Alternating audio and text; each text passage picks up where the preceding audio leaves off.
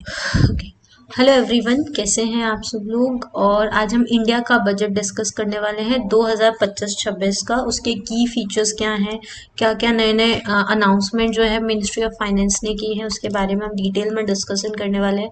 सारी जो नई थीम्स हैं, न्यू अनाउंसमेंट है, ज्ञान थीम क्या है, प्रधानमंत्री धन धान्य कृषि योजना क्या है, इस सब के बारे में डिटेल डिस्कशन होगा।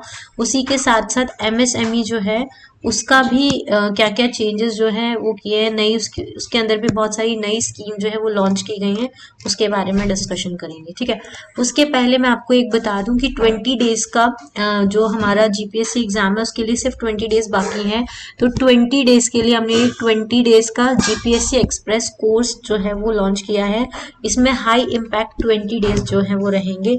इन 20 दिन में आपको पूरा करंट अफेयर्स जो है वो कराया जाएगा, जिसमें 8 मंथ टू 1 ईयर का पूरा करंट अफेयर आएगा। बजट सारे आपको आ जाएंगे, मेंटरशिप आपको प्रोवाइड की जाएगी, स्मार्ट नोट्स दिए जाएंगे।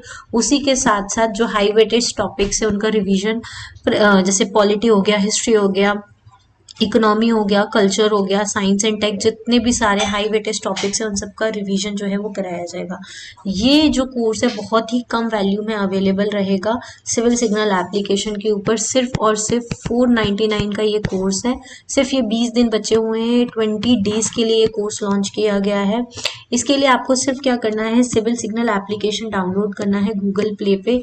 इसका जो लिंक है वो मैं डिस्क्रिप्शन बॉक्स में दे दूंगी, आप वहां से भी जाके एक्सेस कर सकते हैं। कोई भी क्वेरी होती है तो आप इस कॉन्टैक्ट नंबर पे हमें कॉन्टैक्ट कर सकते हैं, कभी भी किसी भी टाइम।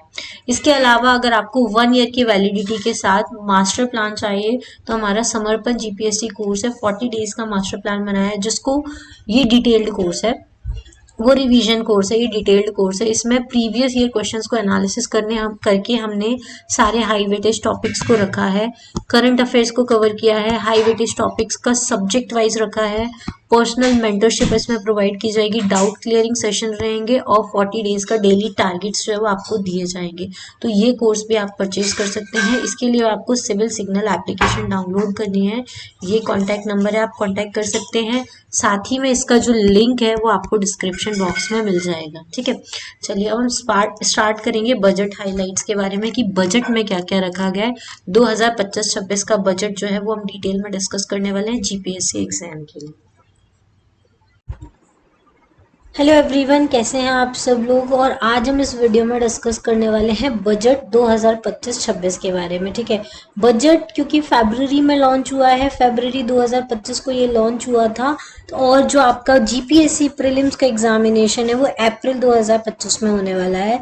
तो अप्रैल में जो है फरवरी का जो बजट है उससे क्वेश्चन पूछने के बहुत ज़्यादा पॉसिबिलिटी है, चाहे वो इंडिया का बजट हो चाहे वो गुजरात का बजट हो। दोनों ही बजट जो है वो बहुत ज़्यादा इंपॉर्टेंट होने वाले हैं जीपीएससी प्रीलिम्स एग्जामिनेशन के लिए। ठीक है। तो आज हम जो है बजट इंडिया का डिस्कस करने वाले हैं। इसके बाद जो हम नेक्स्ट वीडियो आएगा उसमें गुजरात का बजट डिस्कस करेंगे। ठीक है। तो आइए आज हम क्या क्या चीज़ें जो है जिनके ऊपर आपको फोकस करना चाहिए इंडिया के बजट के ऊपर, उसके बारे में हम देख लेते हैं।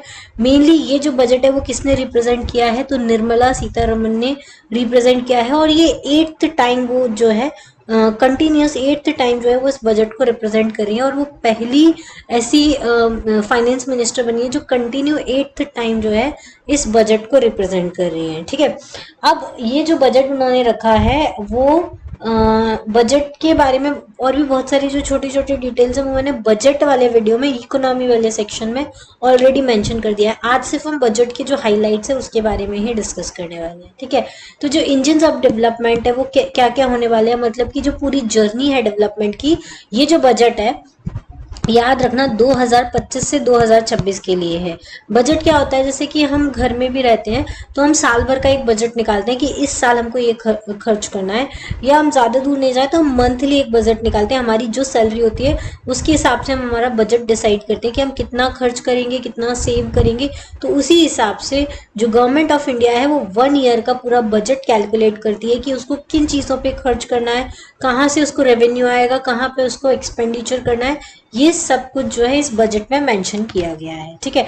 तो ये जो मेन जो इसके इंजन है डेवलपमेंट के, मतलब किन चीज़ों पे डेवलपमेंट में ध्यान देने वाला है इंडिया, वो है आपका एग्रीकल्चर, MSMEs मतलब कि माइक्रो स्मॉल मीडियम एंटरप्राइजेस जिसके ऊपर ध्यान देने वाला है, इन्वेस्टमेंट के ऊपर ध्यान देने वाला है और एक्सपोर्ट्स के ऊपर ध्यान देने वाला है।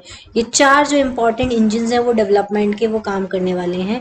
उसके अलावा फ्यूल क्या होगा इस डेवलपमेंट का, तो रिफॉर्म्स लेके आना, जैसे कि टैक्स रिफॉर्म एक बहुत बड़ा रिफॉर्म जो है वो आने वाला है, मतलब आ चुका है इस बजट के साथ साथ, ठीक है। उसके अलावा गाइडिंग स्पिरिट क्या होगी, इंक्लूसिविटी, सबको इंक्लूड करना है, जिसमें जैसे कि ज्ञान थीम जो है वो भी हम आगे देखेंगे, उसमें इंक्लूसिविटी की बात की गई है।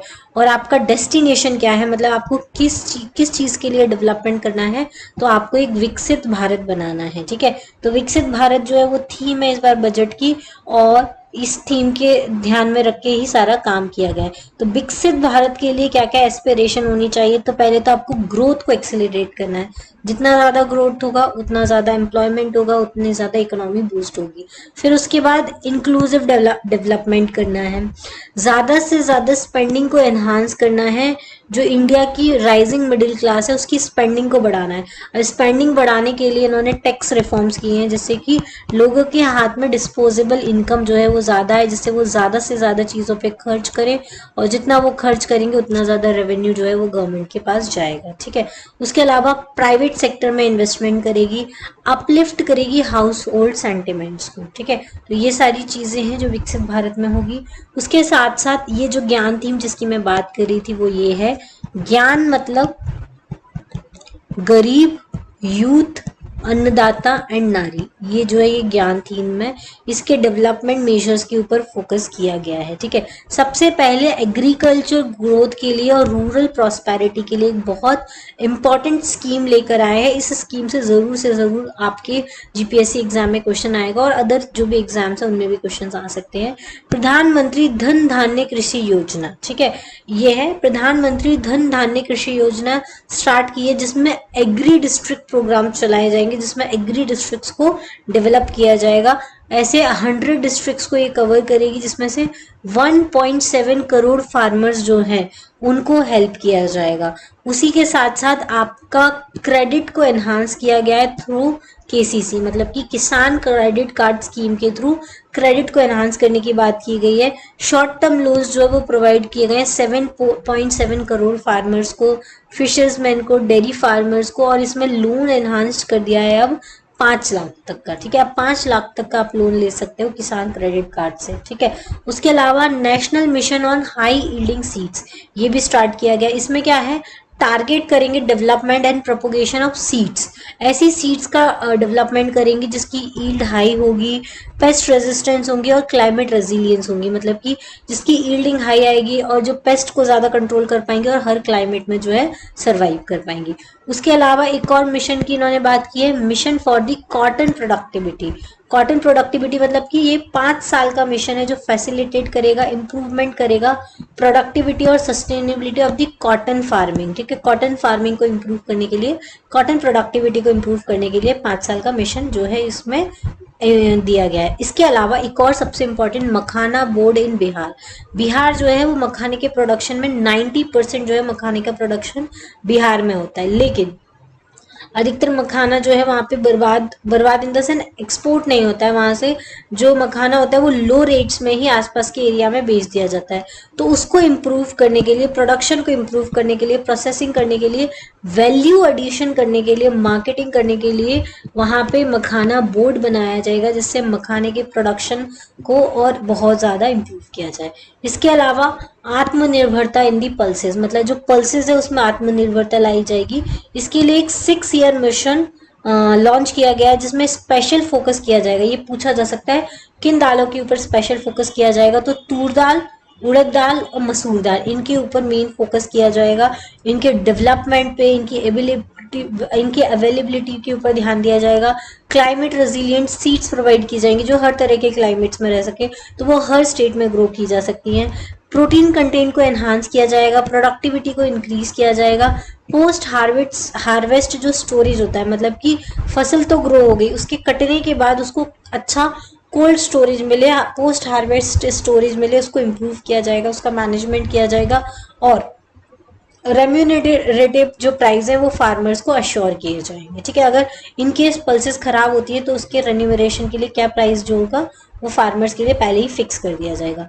दूसरी इंपॉर्टेंट चीज इसमें दिया गया है India post as a catalyst for the rural economy. जो इंडियन पोस्ट है वो एज अ कैटलिस्ट काम करने वाला है रूरल इकोनॉमी के लिए। कैसे? जो रूरल कम्युनिटी हब की तरह काम करेगा इंडिया पोस्ट। क्या कराएगा? अकाउंट सर्विसेज प्रोवाइड कराएगा, DBT, cash out, EMI pickup, ये सब आपको इंडिया पोस्ट कराएगा।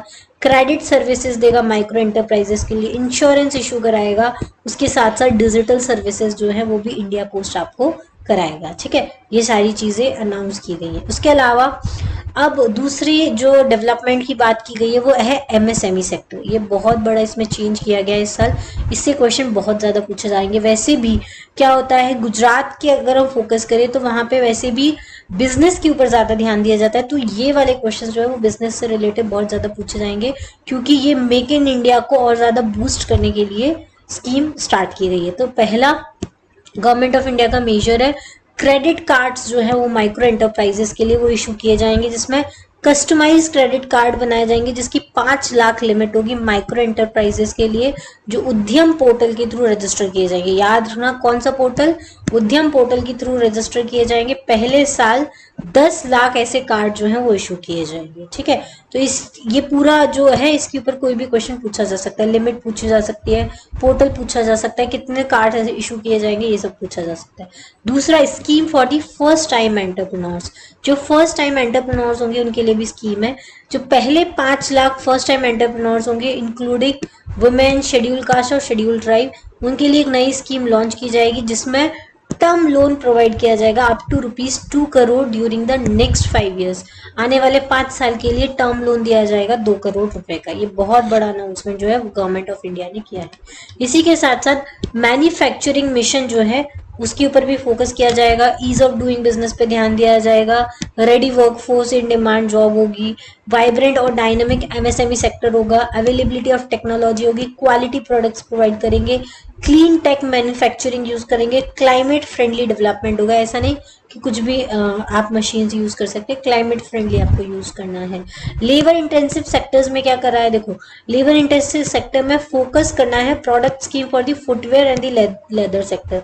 जो फुटवेयर है और लेदर सेक्टर है उसके लिए कुछ प्रोडक्ट स्कीम लेकर आए हैं जिसमें एम्प्लॉयमेंट देना है 22 लाख पर्सन को, जिसका टर्नओवर 4 लाख करोड़ तक होगा और एक्सपोर्ट जो है वो 1.1 लाख करोड़ तक का होगा फुटवेयर एंड लेदर सेक्टर से। उसके अलावा टॉय सेक्टर के ऊपर बहुत ध्यान दिया जाएगा।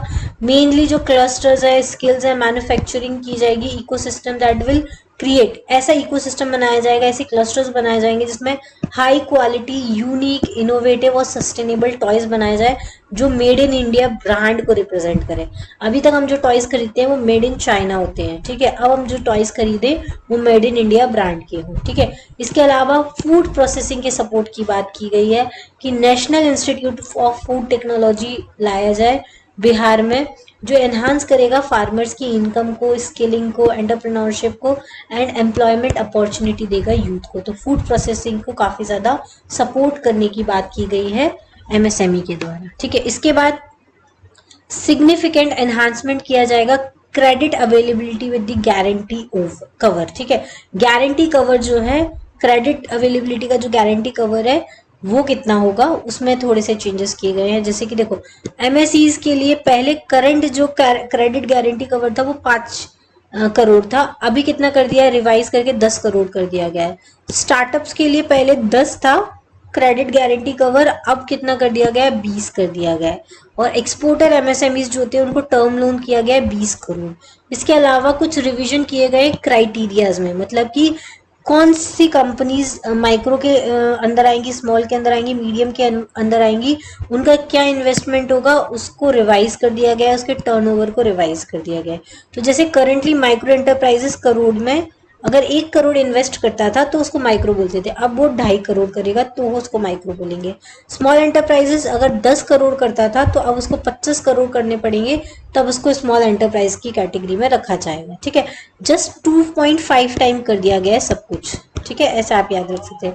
मीडियम एंटरप्राइजेस के 50 हैं, उसका भी 2.5 गुना कर दिया गया है, 125 करोड़ अगर वो इन्वेस्ट करेगा तो वो मीडियम एंटरप्राइजेस के अंदर आएगा। टर्नओवर कितना होना चाहिए, तो माइक्रो एंटरप्राइजेस का टर्नओवर था 5 करोड़, अब कितना कर दिया है 10 करोड़। स्मॉल का 50, अब इसका कर दिया है 100, इसमें डबल किया गया है, सीधा डबल। और यहाँ पे सीधा 2.5 किया था, यहाँ पे सीधा डबल किया है, ठीक है। टर्नओवर में डबल किया है, इन्वेस्टमेंट में 2.5 किया है। 250 का कितना कर दिया है, 500 करोड़ कर दिया गया है, ठीक है।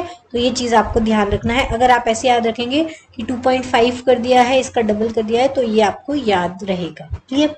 चलिए अब हम देखेंगे कि पीपल और इकोनॉमी एंड इनोवेशन में क्या इन्वेस्ट करने की बात जो है वो गवर्नमेंट ऑफ इंडिया ने की है। जैसे कि सक्षम आंगनबाड़ी और पोषण 2.0 अभियान वापस से चलाया जाएगा। जो आईआईटीज की कैपेसिटी है एक्सपांशन किया जाएगा उनका।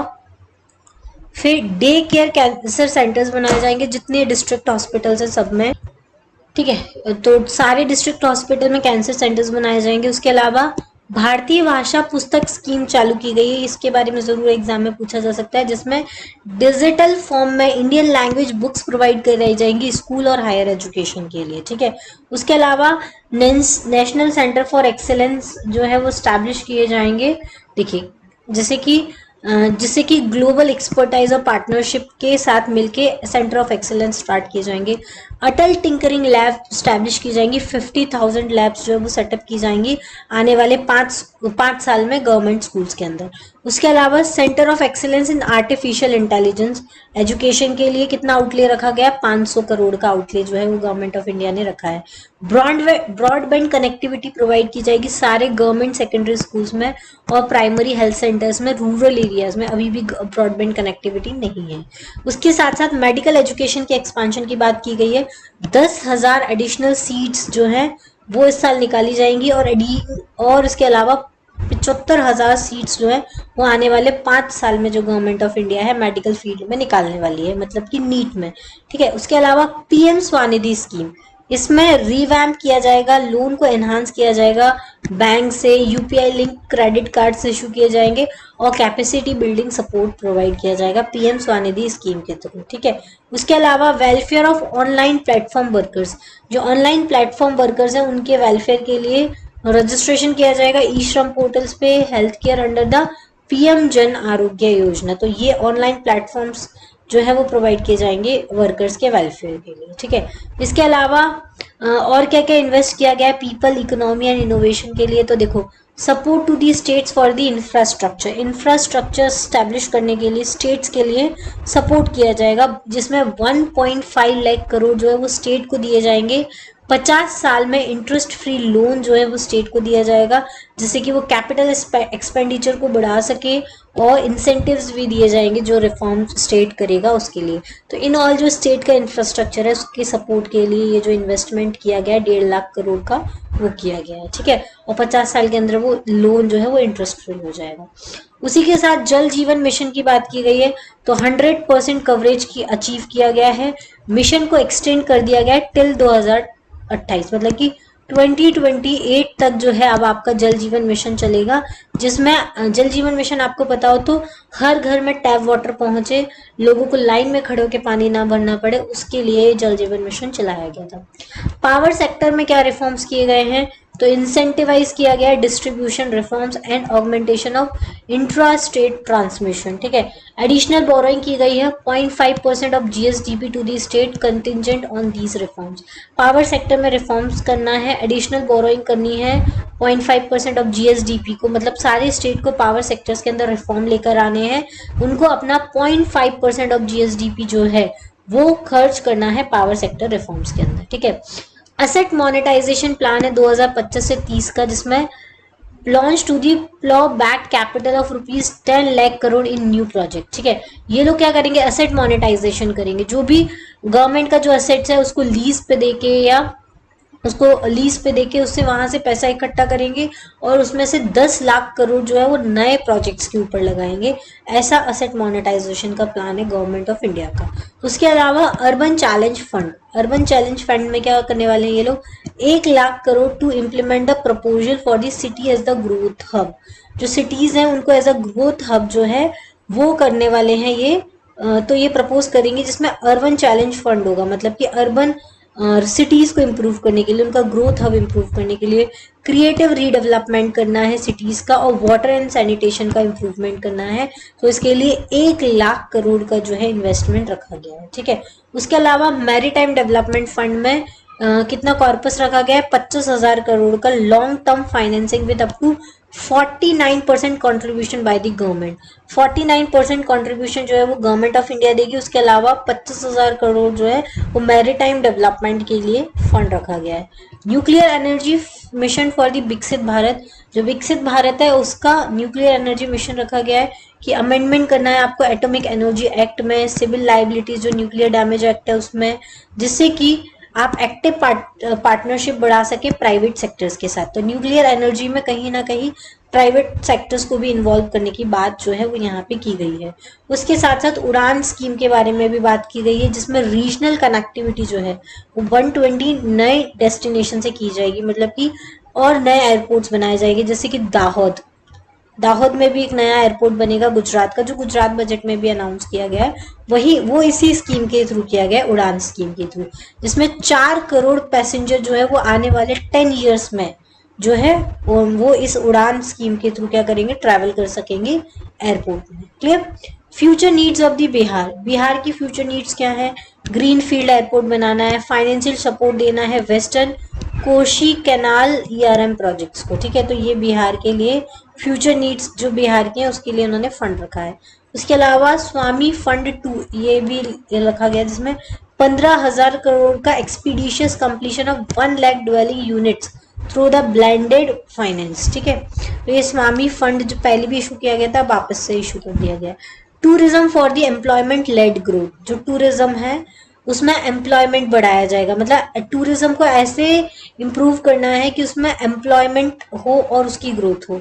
जैसे कि जहाँ जितनी भी टूरिस्ट सिटीज होती है, टूरिस्ट प्लेसेस होती हैं, वहाँ पे एम्प्लॉयमेंट जनरेट करना है ग्रोथ के साथ साथ। जैसे ऐसे टॉप 50 टूरिस्ट डेस्टिनेशन साइट्स हैं जिनको डेवलप करना है पार्टनरशिप विद द स्टेट के पार्टनरशिप के साथ, ठीक है।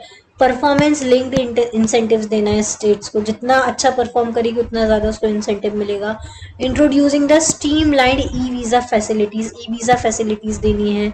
इंटेंसिव स्किल डेवलपमेंट प्रोग्राम्स जो है वो यूथ के लिए चलाने हैं। Mudra loans for the home stays, जो होम स्टेज है उनको मुद्रा लोन प्रोवाइड करना है। Ease of travel and connectivity to the tourist destination, जितनी टूरिस्ट डेस्टिनेशन है उनको कनेक्टिविटी और इजीली आप उनको ट्रैवल कर सकते हैं वहाँ पे जाके, तो वो सब कुछ प्रोवाइड कराना है। इसके अलावा पीएम रिसर्च फेलोशिप, तो अगर जो रिसर्च करना चाहते हैं उनके लिए 10,000 फेलोशिप जो है वो जो आईआईटीज और आईआईसी है उनमें प्रोवाइड की जाएगी। उसके अलावा रिसर्च डेवलपमेंट एंड इनोवेशन के लिए 20,000 करोड़ अलोकेट किए गए हैं, जिससे कि प्राइवेट सेक्टर जो है वो भी रिसर्च डेवलपमेंट और इनोवेशन इनिशिएटिव्स को देख सके। इसके अलावा gene bank for the crops germ plasm, जो क्रॉप्स जर्म प्लाज्म उनका जीन बैंक बनाएगा। ये सेकंड जीन बैंक है, इसके पहले एक और बन चुका है।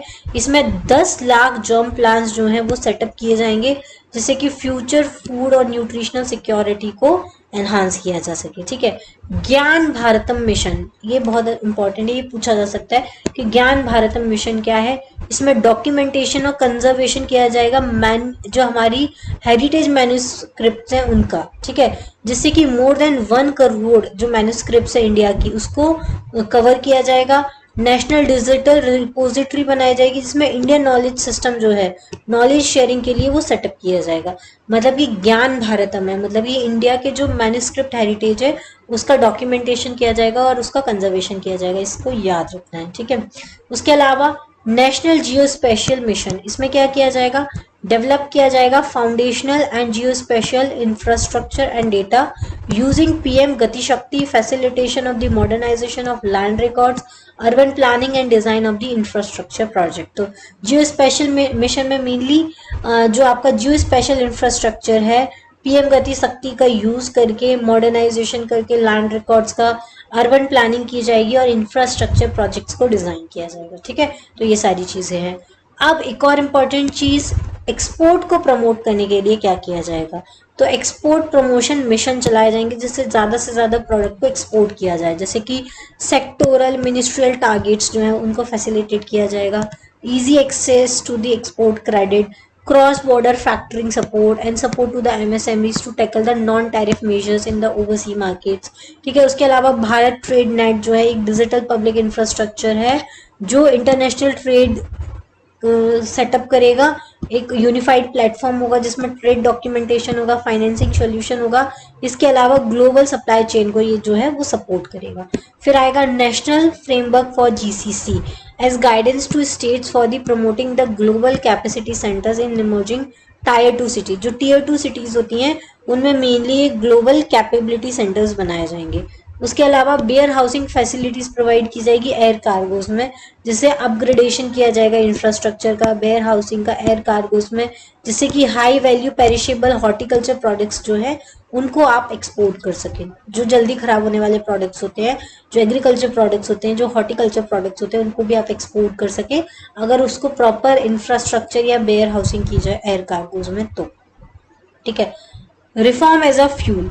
अब देखो financial sector reforms and development की बात की गई है, तो सबसे पहले आएगा ग्रामीण क्रेडिट स्कोर। ये framework to serve the credit needs of the SHG member.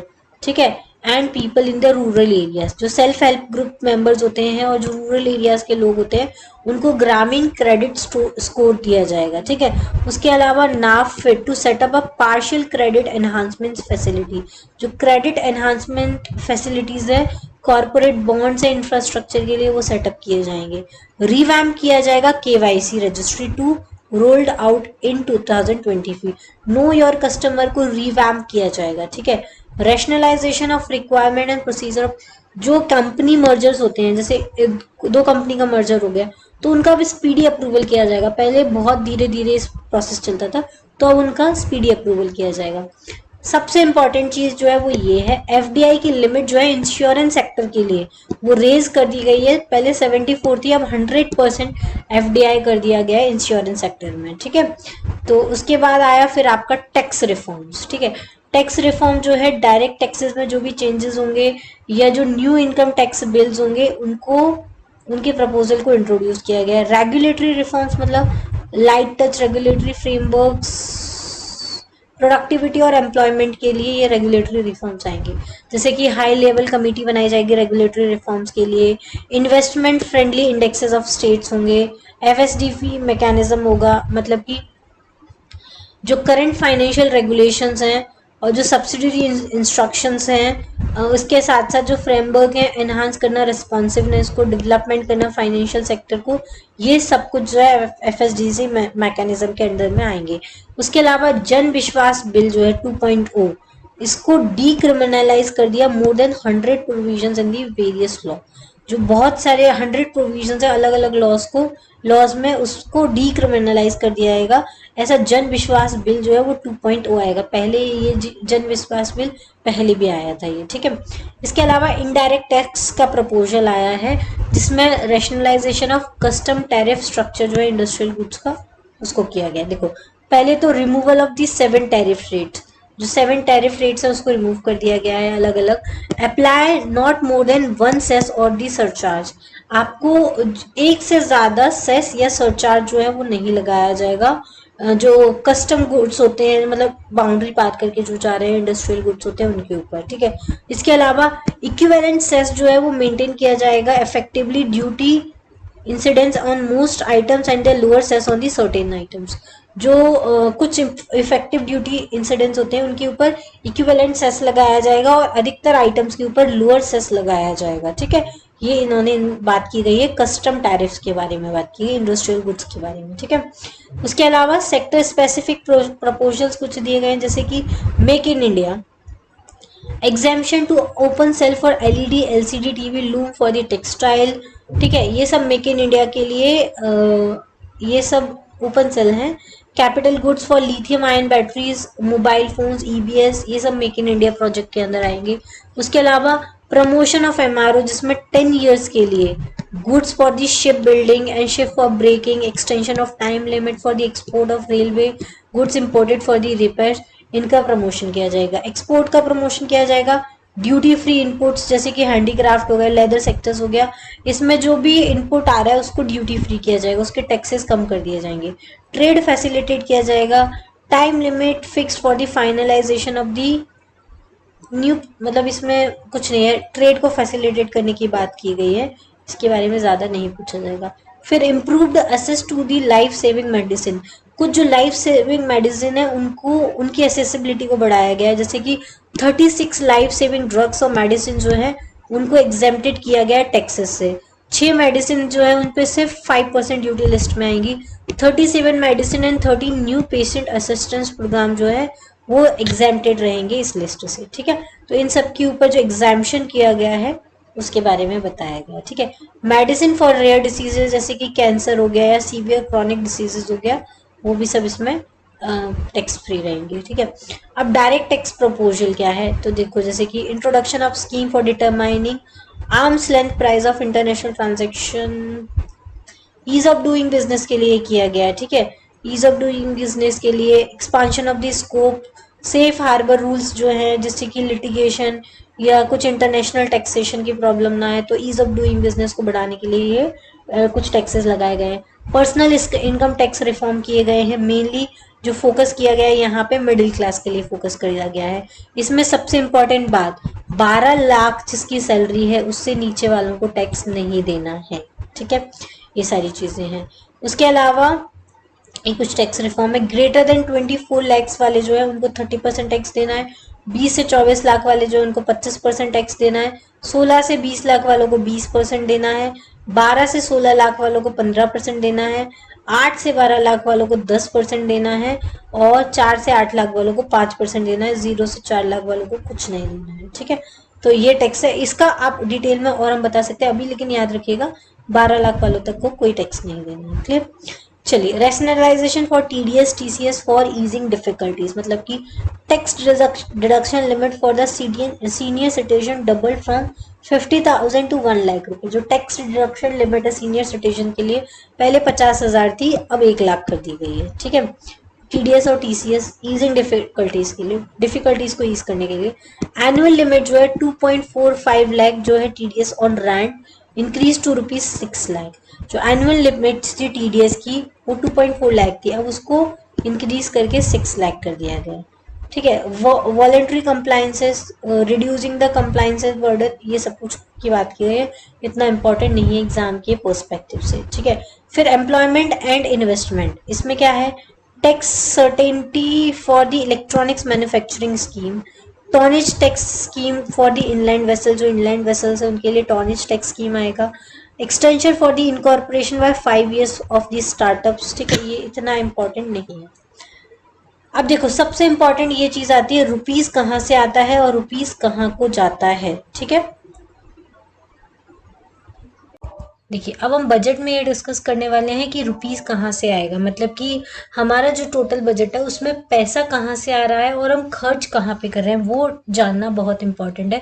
तो इंडियन गवर्नमेंट के लिए ये जो रुपीस है ये कहाँ से आ रहा है वो आपको जानना बहुत ज़्यादा ज़रूरी है, जिससे इंडिया का रेवेन्यू जो है वो कलेक्ट होता है, जिसको गवर्नमेंट ऑफ इंडिया यूज़ करती है। तो सबसे ज़्यादा जो रेवेन्यू कलेक्ट होता है वो बोरोइंग से होता है, मतलब कि इंडियन गवर्नमेंट बोरो करती है, अपनी लाइबिलिटीज़ को बेचती है, उसके बाद जो पैसा इकट्ठा होता है उसका सबसे ज़्यादा पैसा बनता है 24%।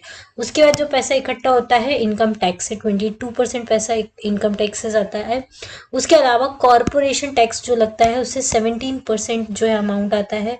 जीएसटी और अदर टैक्सेस से 18% आपका टैक्स आता है।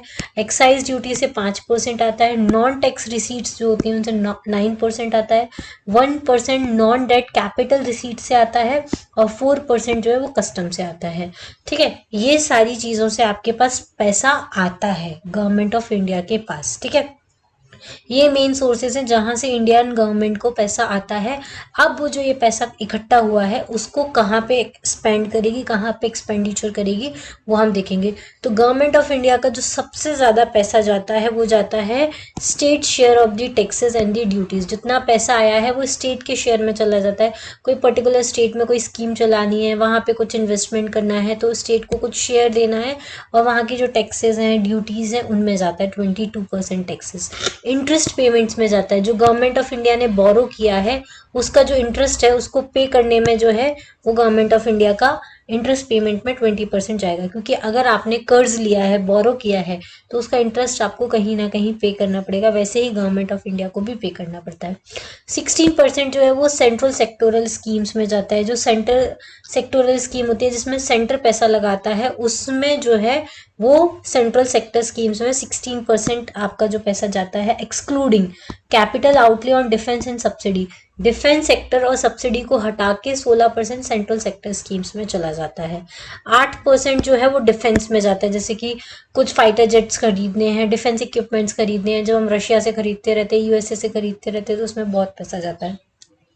मेजर सब्सिडीज जो गवर्नमेंट ऑफ इंडिया देती है, जैसे कि सिलेंडर्स पे देती है, बहुत सारी सीड्स पे देती है, फार्मर्स को सब्सिडी प्रोवाइड करती है, विमेंस को सब्सिडी प्रोवाइड करती है, तो उसमें आपका 6% पैसा जो जाता है। उसके अलावा फाइनेंस कमीशन और अदर ट्रांसफर्स में 8% जाता है। सेंट्रली स्पॉन्सर्ड जो स्कीम होती है उनमें 8% जाता है, मतलब सेंट्रल स्पॉन्सर करती है स्टेट्स की किसी स्कीम को, तो उसमें 8% जो है वो चला जाता है। अदर एक्सपेंडिचर जो है उसमें 8% जाता है। पेंशन्स में 4% चला जाता है। तो इस तरीके से ये सारा जो पैसा है वो इन सारे पेमेंट्स में जाता है। तो इतना समझ में आ गया होगा आपको कि कहाँ से पैसा आ रहा है और कहाँ को पैसा जा रहा है। अब सबसे इंपॉर्टेंट रिसीट्स, ठीक है। दो तरह की रिसीट्स होती हैं जहाँ से पैसा आएगा, ठीक है। अभी ये पैसा आ रहा है, दो फॉर्म में आता है, एक रेवेन्यू रिसीट्स के फॉर्म में आता है, कैपिटल रिसीट्स के फॉर्म में आता है। रेवेन्यू रिसीट्स मतलब कि रेवेन्यू इकट्ठा होगा किस फॉर्म में, तो कहाँ से पैसा आएगा, जो टैक्सेस होते हैं, इनकम टैक्स हो गया, डायरेक्ट टैक्सेस हो गया, इनसे जो पैसा इकट्ठा होता है वो रेवेन्यू रिसीट्स के फॉर्म में आता है। और इस साल जो 2025-26 में इकट्ठा होने वाला है वो 30.42 लाख करोड़, मतलब कि 30.4.2 लाख करोड़ रुपए जो है वो इनकम टैक्स या टैक्सेस के थ्रू आएगा, रेवेन्यू जनरेट होगा गवर्नमेंट ऑफ इंडिया के पास। कैपिटल रिसीट्स मतलब कि जो गवर्नमेंट ऑफ इंडिया बोरो करके पैसा इकट्ठा करेगी, मतलब ये ऐसा समझ लीजिए कि आपकी सैलरी है 1,000 रुपए, ठीक है। एग्जाम्पल के लिए आपकी सैलरी है 1,000 रुपए, आपने जो बजट बनाया है घर का वो बना है 1,500 रुपए। तो क्या किया, 1,000 रुपए तो आपकी सैलरी से आ रहे हैं, अब आपको 500 रुपए क्या करने पड़ रहे हैं, बोरो करने पड़ रहे हैं। तो आप क्या करेंगे, इन 500 रुपए का लोन ले लेंगे। तो इन जो 500 रुपए का लोन ले रहा है उसी को हम बोलते हैं कैपिटल रिसीट्स। जो बोरो किया है गवर्नमेंट ऑफ इंडिया ने उसी को हम बोलते हैं कैपिटल रिसीट। तो कितना बोरो करने वाली है government of India, 16.4 lakh crore जो है वो 2025-26 में बोरो करने वाली है। तो टोटल जो बजट बनने वाला है वो आपका 50 to 51 लाख करोड़ का इस साल का जो है गवर्नमेंट ऑफ इंडिया का बजट बन के आएगा, ठीक है। तो ये हो गया हमारे पास टोटल पैसा जो हमारे पास इकट्ठा होगा, मतलब कि गवर्नमेंट ऑफ इंडिया के पास इकट्ठा होगा। अब गवर्नमेंट ऑफ इंडिया इसको खर्च कहाँ करने वाली है, एक्सपेंडिचर कहाँ करने वाली है, तो वो हमको देखना है।